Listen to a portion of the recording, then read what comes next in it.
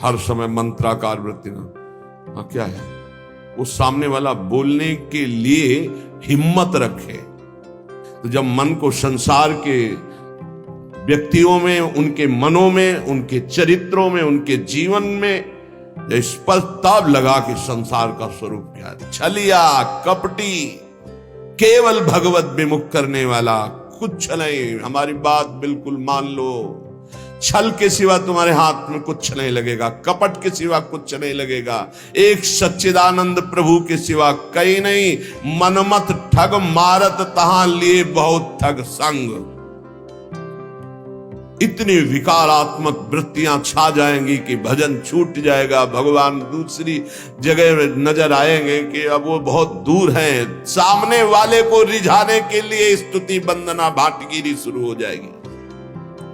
भगवान की स्तुति छूट जाएगी, उसके आगे घुटने टेक दोगे, कभी नहीं।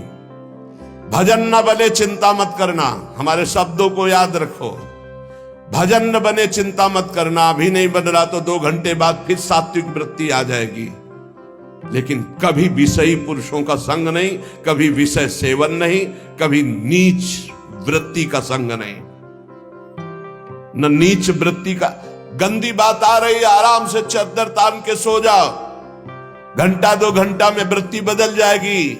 मिलने की जरूरत नहीं, बताने की जरूरत नहीं किसी से, किसी भी तरह की उस गंदी वृत्ति की हरकत नहीं, अपने आप ठीक हो जाएगा। उबने की जरूरत नहीं है। काम आ गया क्रोध, क्या है? राधा राधा राधा, एकांत शांत, उसके अनुसार झांक ताक, छूना, बोलना, देखना, मिट्टी में मिल जाओगे। घुटने टेक दोगे और गुलामी स्वीकार कर लोगे। रात दिन डरोगे, रात दिन डरोगे।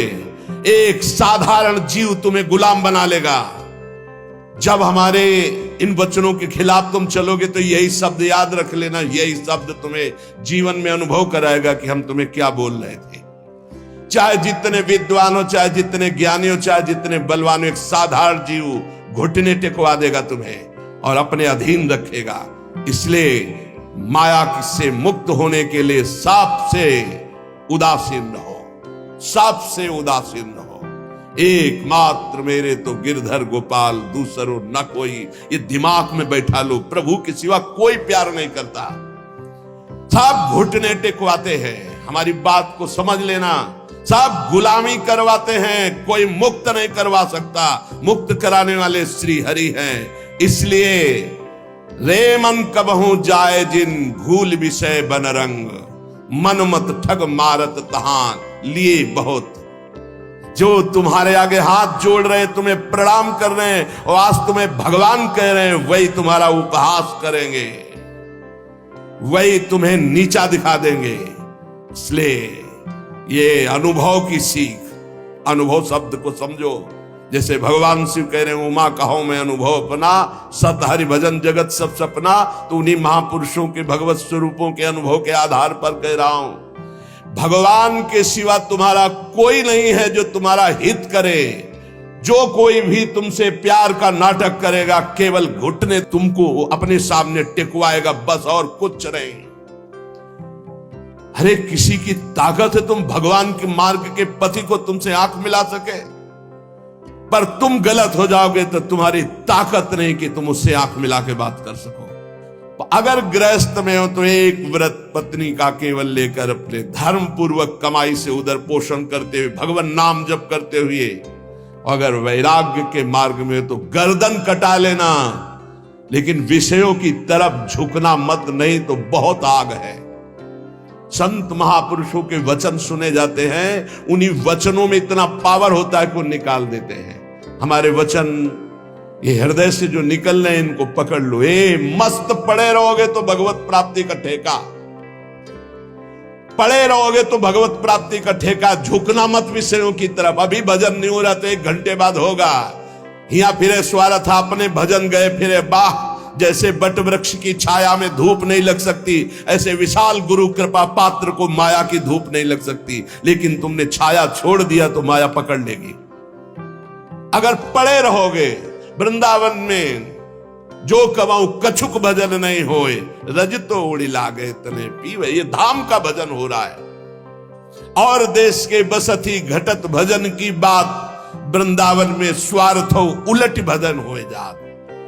और देश के बसती अधिक भजन जो होए, यही समतो पूजत नहीं, वृंदावन रहे सोए। पड़ा रहे व्यास भरोसे कुंवर के, सोवत पांव पसार, पर अनर्थ कर्म ना करे, किसी से मित्रता ना करे। शरीर स्वस्थ हो तो किसी से पानी ना ले। हमारी बात पकड़ लेना अगर पकड़ पा रहे हो। शेर और शेर को सियार बनने में देर नहीं लगती, माया बड़े बड़े शेरों को। जो दूसरों से सेवा लेना स्वभाव बना लिया, फंसेगा, मारा जाएगा, बहुत बुरी तरह बंधेगा। अगर कढ़िल कर पानी ले लेते हो तो मांगना मत, कढ़िल के चले जाना, पानी ले लेना, दूसरे के हाथ से पानी मत पीना।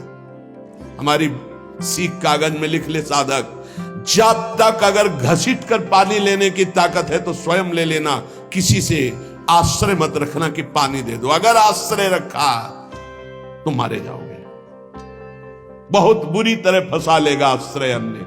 और भगवद आश्रित है, प्यासे है तो वो मुंह में आके खुद पानी पिला जाएंगे। जैसे बालक की चिंता मां को होती है, ऐसे योगक्षेमम वहाम्य हम करो में हम नहीं कहा, काम मैं स्वयं वहन करता हूं, तो विश्वास करो उसका। कहीं न कहीं साधक से चूक हो जाती है। जब साधक अपने कर्तव्य लायक होता है, फिर वो बादशाही, सेवा स्वीकार करना, दान पुण्य स्वीकार करना, ये प्रपंच स्वीकार करना, बहुत ही ये नारकी गति की तरफ इशारा है। अपने को स्वामी मानना, दूसरों को सेवक मानना, मतलब पतन के गर्त की तरफ आपके कदम बढ़ चुके। जब अपने को नीच समझना, अधम समझना, तृण से भी हीन समझना, दूसरों को भगवत स्वरूप मानना, किंचन मात्र कोई इच्छा वासना नहीं, दूसरों की सेवा करना, ना कि दूसरों से सेवा करवाने का भाव रखना, वो परम पद की तरफ जा रहा है। बिल्कुल सीधी भाषा में हम आपको परम पद और नरक की मार्ग की बात बता रहे हैं। ध्रुवदास जी कह रहे, जब लगी मन छाड़त नहीं, सब बातन को लोभ, तब लगी ही उपजत नहीं, जुगल प्रेम की गोभ। जब लग मन सब बातों का लोभ नहीं छाड़ देता, तब तक उसके हृदय में प्रियालाल के प्रेम का अंकुरण नहीं होता है। ये जीवन कैसे कटेगा, ऐसी व्यवस्था वैसी व्यवस्था है। अरे वो बोल रहे हैं सर्वलोक महेश्वर योगक्षेमम वहाम्यहम्, तुम्हें पता नहीं? योगक्षेम का वहन करने के लिए जब तुम्हारे इष्ट देव कह रहे हैं, जिन्होंने अनंत ब्रह्मांडों का सृजन एक पलक झपकते कर दिया, तुम्हें विश्वास नहीं हो रहा। कोई धनी मानी पदाधिकारी कह दे, तुम्हें विश्वास हो जाएगा। भगवान गीता जी में कह रहे, तुम्हारा केवल कर्तव्य मेरा चिंतन करो, योगक्षेम का वहन तो मैं करूंगा। विश्वास नहीं। जीव की यही दुर्दशा है। ऐ मन, सब बातों का लोभ छोड़ दे। हे, जानती हो जीवन मुक्तता क्या है? न इससे संबंध रखना, न इसके भरण पोषण की चिंता करना, न किसी से संबंध रखना, एकमात्र अपने स्वरूप में या भगवान में स्थित है। उस महापुरुष के लिए क्या दुर्लभ है? कुछ नहीं, ऐसे भगवत प्राप्ति, ऐसे बस समझ बिगड़ गई, चिपकाव भोगों में हो गया। बस यही हमारा बंधन है, जो जानबूझकर हम बंधे हुए हैं। जानबूझकर जन्म जन्मांतरों से हम अपने स्वरूप को भूल करके देह भाव में ऐसे बंध गए, ऐसी दुर्दशा हो रही कि भगवान भी पराये लग रहे, भगवान भी पराये लग रहे। सब पापन को छत्र ये, लोभ ते मन ही घटाई, निष्प्रेही संतोष करी, रहे भजन चित लाई। सब पापों का बाप क्या है? लोभ। इस लोभ से यदि मन हटा ले, लोभ पास जेहि गल न बंधाया। जिसने लोभ रूपी फांसी में अपना गला नहीं बंधाया, सोनर तुम समान रघुराया। वह मनुष्य शरीर में साक्षात भगवान है, जिसने लोभ रूपी फांसी में अपना गला नहीं बंधाया। मन को लोभ से हटाओ, ये समस्त पापों का, ये भोग ले, ये बस ये दौड़ भाग। अरे भाई, मारा घूम रहा है, रुपया भोग सामग्री कुछ नहीं है।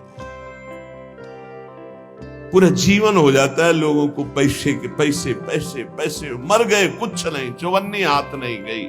समझ नहीं पा रहे कैसा मारा जा रहा है, कैसा ठगा जा रहा है। इतनी मेहनत करके कमाता है, बैंक बैलेंस, ये सब व्यवस्था, मकान, सब पूरा जीवन करते मर गया। अब जिसलिए आया था कि नाम रूपी धन कमा ले, जीवन मुक्त हो जा, ब्रह्म प्राप्त हो जा, कोई मतलब नहीं। फिर वही सुअर, कुत्ता, गधा, नाना प्रकार की नीच योनियों में फिर भ्रमण। अब वहां कोई नहीं, ना उसकी पत्नी है, ना पुत्र है, ना बैंक बैलेंस है, ना पद है, ना प्रतिष्ठा है, जिसके लिए उसने सब किया था।